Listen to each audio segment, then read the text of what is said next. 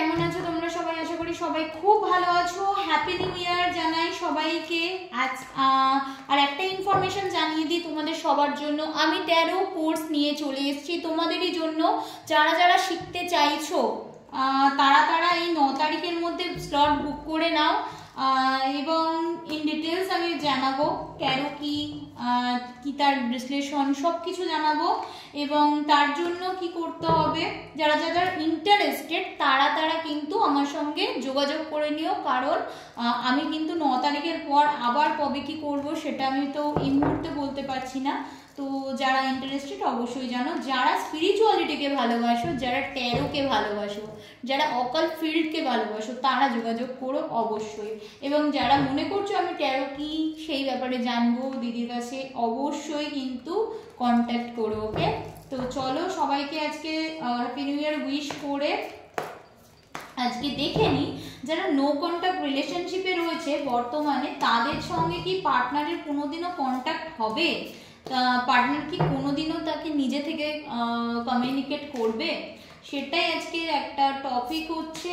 এবং এই টপিকটা অবশ্যই তোমাদের পছন্দের টপিক, এবং যারা অনেক দিন ধরে চিন্তাতে ছিলে তাদের এই 2025-এ যারা এক্স নো কন্ট্যাক্টে চলে গেছে তারা কি কখনো কন্ট্যাক্ট করবে? ইউনিভার্স প্লিজ গাইড করো,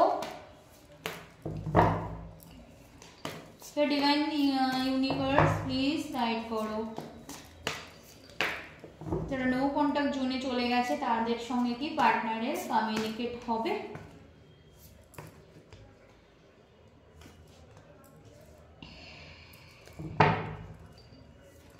যারা মনে করছো আমার কাছ থেকে রিডিং নেবে অবশ্যই নাম্বারে কল করে নিও। যারা মনে করছো আমার কাছ থেকে রিডিং নেবে তারা আমার নাম্বারে কল করে নিও, টাইম বলে দেওয়া হবে, সেই টাইমের মাথায় তোমাদের রিডিং দেওয়া হবে। ওকে, বাহ, ডিভাইন এনার্জি গাইড করছে, ভীষণ সুন্দর তোমাদের জন্য রিডিং এসছে। সব বলছি, সবাই ওয়েট করো, সাথে থেকো আমার।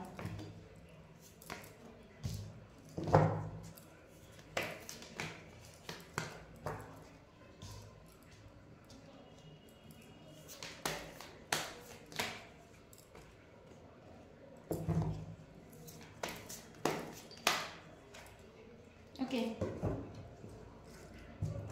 আচ্ছা, দেখাচ্ছে যারা নো কন্ট্যাক্ট জোনে চলে গেছো, ঠিক আছে, এই মুহূর্তে পার্টনারের সঙ্গে কন্ট্যাক্ট নেই, তো তাদের ক্ষেত্রে আমি বলবো তুমি এখন নিজেকে সারেন্ডার মোডে রেখে দিয়েছো। মানে তোমার এখন মানে কি বলবো, সেইভাবে পার্টনারের উপর আর সেইভাবে তুমি এনার্জি দিচ্ছ না। জানেও যে তুমি নো কন্ট্যাক্ট চলে গেছো যখন, কেউ খুব ফ্রাস্ট্রেটেড হয়েছিলে আগামী 8 মাস মতো, কেউ খুবই ফ্রাস্ট্রেটেড হয়েছিলে, কিন্তু তোমরা এখন নিজেকে ব্যালেন্স করছো, নিজেকে একটা সারেন্ডার মোডে পাঠিয়ে দিয়েছো, ইউনিভার্সের কাছে সমস্তটা খুলে বলেছো যে তুমি যা করার করে নাও, এতদিন আমি অনেক কিছু সহ্য করেছি আর পারছি না, মানে এরকম একটা সারেন্ডার মোডে তোমরা চলে গেছো। পার্টনারের থেকে কিন্তু কল মেসেজের থেকেও বড় কথা, পার্টনার কিন্তু তোমাকে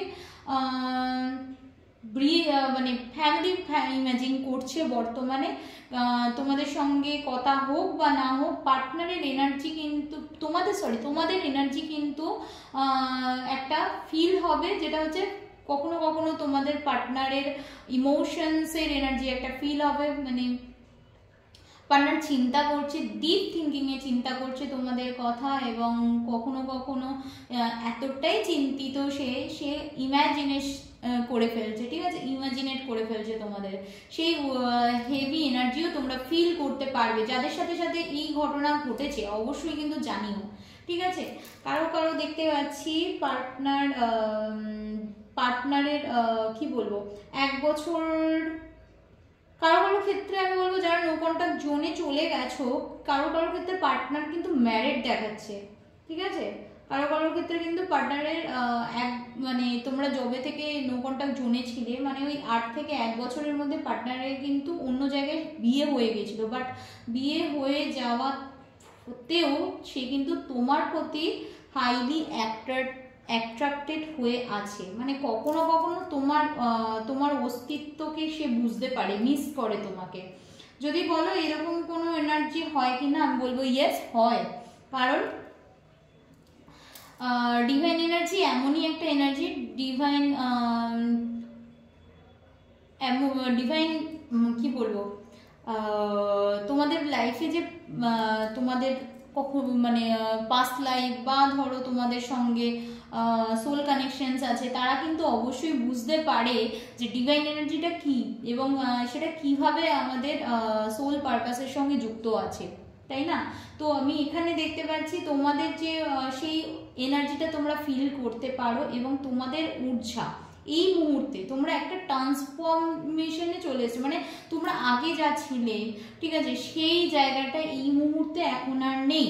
কারো কারোর ক্ষেত্রে এতটাই ট্রান্সফরমেশনস হয়েছে, সে কিন্তু নিজের মানে নিজেকে একটা কি বলবো, নিজেকে সেলফ লাভ বাড়ানো, নিজের প্রতি নিজেকে গুরুত্ব দেওয়া, নিজের সেই ইম্পর্টেন্সটা খুঁজে পাওয়া, ঠিক আছে, নিজেকে নানা রকম স্কিলে নিজেকে বিজি রাখা, নিজেকে একটা সমাজে উচ্চমানের ব্যক্তি রূপে নিজেকে কি বলবো স্থাপন করা, ঠিক আছে, নিজেকে প্রতিষ্ঠিত করা, মোদ্দা কথা নিজেকে এমনভাবেই তোমরা মেলে ধরেছো, সেই তার জন্য তোমাদের পার্টনার কিন্তু ম্যাগনেটিক পুল ফিল করছে। এবার বলতে পারো যারা ধরো ম্যারিড, মানে 1 বছরের মধ্যে বিয়ে হয়ে গেছে যাদের, তারা কি করে তোমাদের এনার্জি ফিল করছে না? তো সেই ক্ষেত্রে আমি বলবো ডিভাইন এনার্জি এমনই, তোমাদের ঊর্জাটা তাকে অ্যাট্রাক্ট করছে, রাইট? তো সেই জন্য কোনো না কোনোভাবে তার সে বন্ধুদের সঙ্গে সোশ্যাল মানে তার বন্ধুদের সঙ্গে থাকুক বা তার ফ্যামিলির সঙ্গে থাকুক বা তার অন্য কোনো জনে থাকুক বা সে কাজ করুক, তাতেও কিন্তু সে তোমাকে মিস করছে বা তোমার এই এনার্জিটা তার কাছে খুব অ্যাট্রাক্টিভ লাগছে তোমাকে, কিন্তু সে বুঝতে পারছে না এবার এই সম্পর্কটাকে কি নাম দেবে বা কিভাবে তোমার কাছে আসবে, কিভাবে তোমাকে অ্যাপ্রোচ করবে, সেইটার কিন্তু একটা জায়গা আমি দেখতে পাচ্ছি, মানে তোমাকে কি করে অ্যাপ্রোচ করবে সেইটা ও ভাবছে, ঠিক আছে? তো আমি বলবো কমিউনিকেশনস এক্সপেক্টেড।